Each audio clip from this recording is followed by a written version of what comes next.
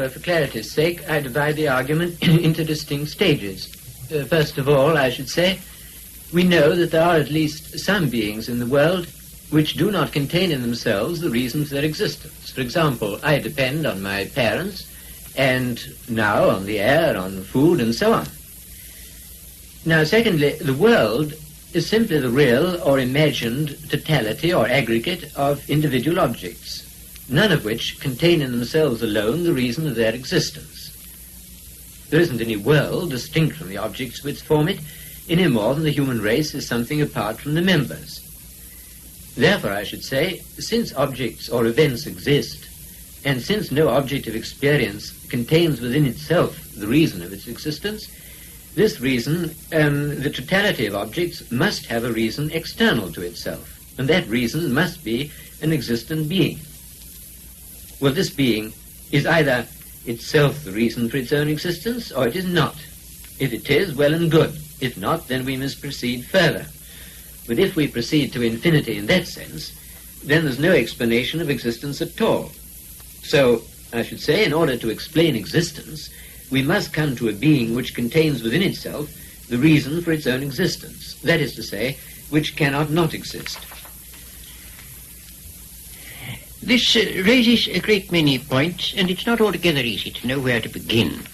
But I think that perhaps in answering your argument, the best point with which to begin is the question of a necessary being.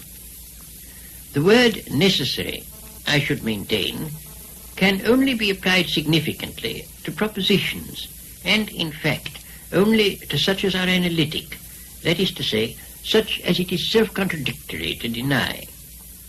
I could only admit a necessary being if there were a being whose existence it is self-contradictory to deny. I should like to know whether you would accept Leibniz's division of propositions into truths of reason and truths of fact, the former, the truths of reason, being necessary. I certainly should not subscribe to what seems to be Leibniz's idea of truths and reason and truths of fact, since it would appear that for him there are in the long run only analytic propositions. I don't want to uphold the whole philosophy of Leibniz. I have made use of his argument from contingent to necessary being, basing the argument on the principle of sufficient reason, simply because it seems to me a brief and clear formulation of what is, in my opinion, the fundamental metaphysical argument for God's existence.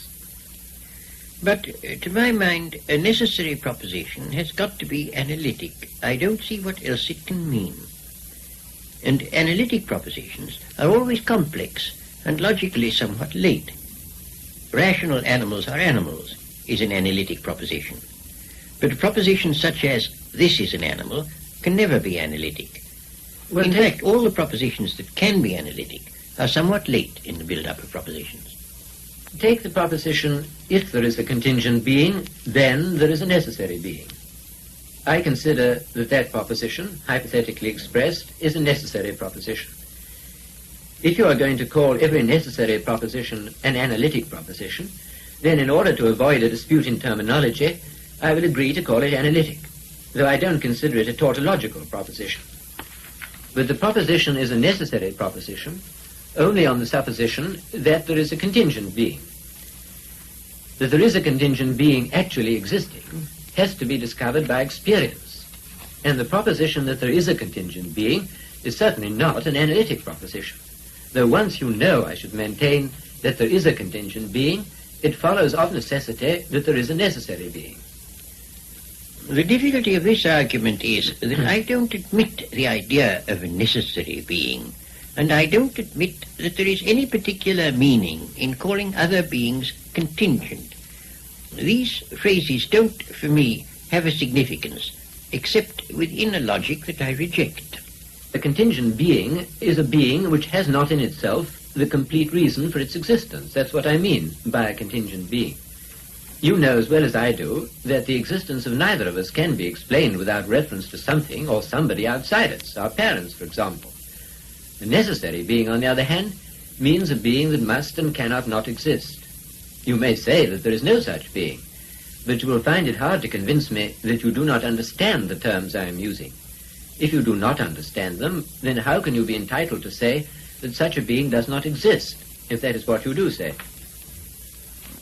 Well, I will say that what you have been saying brings us back, it seems to me, to the ontological argument that there is a being whose essence involves existence, so that his existence is analytic. That seems to me to be impossible. And it raises, of course, the question what one means by existence. And as to this, I think a subject named can never be significantly said to exist, but only a subject described, and that existence, in fact, quite definitely, is not a predicate. Well, you say, I believe, that it is bad grammar, or rather bad syntax, to say, for example, T.S. Eliot exists. One ought to say, for example, the author of Murder in the Cathedral exists. Are you going to say that the proposition, the cause of the world exists, is without meaning? You may say that the world has no cause, but I fail to see how you can say that the proposition that the cause of the world exists is meaningless. Put it in the form of a question. Has the world a cause, or does a cause of the world exist? Most people surely would understand the question, even if they don't agree about the answer. Certainly, the question, does the cause of the world exist, is a question that has meaning. But if you say, yes, God is the cause of the world, where using God as a proper name, then God exists will not be a statement that has meaning. That is the position that I'm maintaining. And therefore, it will follow that it cannot be an analytic proposition ever to say that this or that exists. And take, for example, suppose you take as your subject the existent round square. It would look like an analytic proposition that the existent round square exists. But it doesn't exist. No, it doesn't. Then surely you can't say it doesn't exist unless you have a conception of what existence is. As to the phrase, existent round square, I should say that it has no meaning at all. I quite agree. Then I should say the same thing in another context in reference to a necessary being. Well, we seem to have arrived at an impasse. To say that a necessary being is a being that must exist and cannot not exist has for me a definite meaning. For you it has no meaning. Well, we can press the point a little, I think. A being that must exist and cannot not exist would surely, according to you, be a being whose essence involves existence. Yes, a being the essence of which is to exist. But I should not be willing to argue the existence of God simply from the idea of his essence, because I don't think we have any clear intuition of God's essence as yet. I think we have to argue from the world of experience to God. Yes, I quite see the distinction. But at the same time, for a being with sufficient knowledge, it would be true to say, here is this being whose essence involves existence. Yes, certainly. If anybody saw God, he would see that God must exist. So that, there is a being whose essence involves existence, although we don't know that essence. We only know there is such a being. Yes. I should add, we don't know the essence a priori. It is only true a posteriori, through our experience of the world, that we come to a knowledge of the existence of that being. And then, one argues, the essence and existence must be identical. Because if God's essence and God's existence were not identical, then some sufficient reason for this existence would have to be found beyond God. So it all turns on this question of sufficient reason. And I must say, you haven't defined sufficient reason in a way that I can understand. What do you mean by sufficient reason? You don't mean cause? Not necessarily. Cause is a kind of sufficient reason. Only contingent being can have a cause. God is his own sufficient reason, but he is not cause of himself. By sufficient reason in the full sense, I mean an explanation adequate for the existence of some particular being. But when is an explanation adequate? Suppose I am about to make a flame with a match. You may say that the adequate explanation of that is that I rub it on the box. Well, for practical purposes, but theoretically that's only a partial explanation. An adequate explanation must ultimately be a total explanation, to which nothing further can be added. Then I can only say you're looking for something which can't be got and which one ought not to expect to get. To say that one has not found it is one thing. To say that one should not look for it seems to me rather dogmatic. What I'm doing is to look for the reason, in this case the cause, of the objects, the real or imagined totality of which constitute what we call the universe. You say, I think, that the universe, or my existence if you prefer, or any other existence, is unintelligible.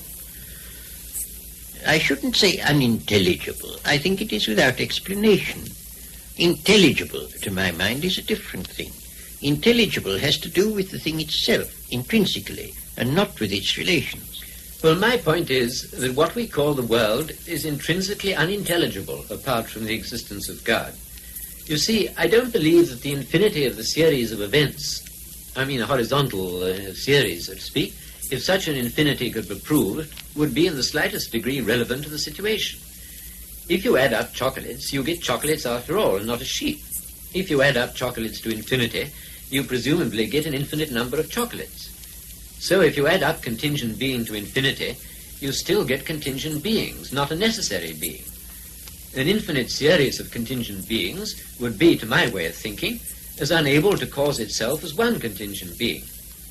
However, you say, I think, that it is illegitimate to raise the question of what will explain the existence of any particular object. It's quite all right if you mean by explaining it simply finding a cause for it. Well, why stop at one particular object? Why shouldn't one raise the question of the cause of the existence of all particular objects? Because I see no reason to think there is any. The whole concept of cause is one we derive from our observation of particular things. I see no reason whatsoever to suppose that the total has any cause whatsoever. I can illustrate what seems to me to be your fallacy. Every man who exists has a mother, and it seems to be your argument is, therefore the human race must have a mother. But obviously the human race hasn't a mother. That's a different logical sphere.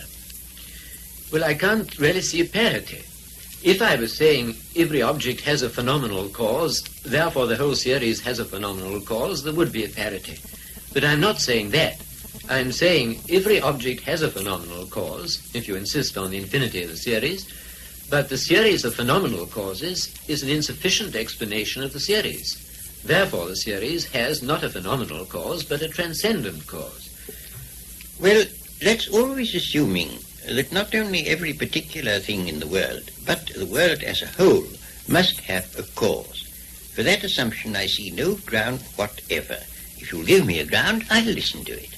Well, the series of events is either caused or it's not caused. If it is caused, there must obviously be a cause outside the series. If it's not caused, then it's sufficient to itself. And if it's sufficient to itself, it is what I call necessary. But it can't be necessary, since each member is contingent, and we've agreed that the total is no reality apart from the members. Therefore it can't be necessary. And I should like to observe in passing that the statement that the world is simply there and is inexplicable can't be got out of logical analysis. I cannot see how science could be conducted on any other assumption than that of order and intelligibility in nature. The physicist presupposes, at least tacitly, that there is some sense in investigating nature and looking for the causes of events, just as the detective presupposes that there is some sense in looking for the cause of a murder. The metaphysician assumes that there is sense in looking for the reason or cause of phenomena, and not being a Kantian, I consider that the metaphysician is as justified in his assumption as the physicist. When Sartre, for example, says the world is gratuitous, I think that he hasn't sufficiently considered what is implied by gratuitous. I think there seems to be a certain unwarrantable extension here. The physicist looks for causes. That does not necessarily imply that there are causes everywhere. A man may look for gold without assuming that there is gold everywhere. If he finds gold, well and good. If he doesn't, he's had bad luck. The same is true with the physicists look for causes. As for Sartre, I don't profess to know what he means, and I shouldn't like to be thought to interpret him. But for my part, I do think the notion of the world having an explanation is a mistake. I don't see why one should expect it to have. Your general point, then, Lord Russell, is that it's illegitimate even to ask the question of the cause of the world. Yes, that's my position. Well, if it's a question that for you has no meaning, it's of course very difficult to discuss it, isn't it? Yes, it is very difficult.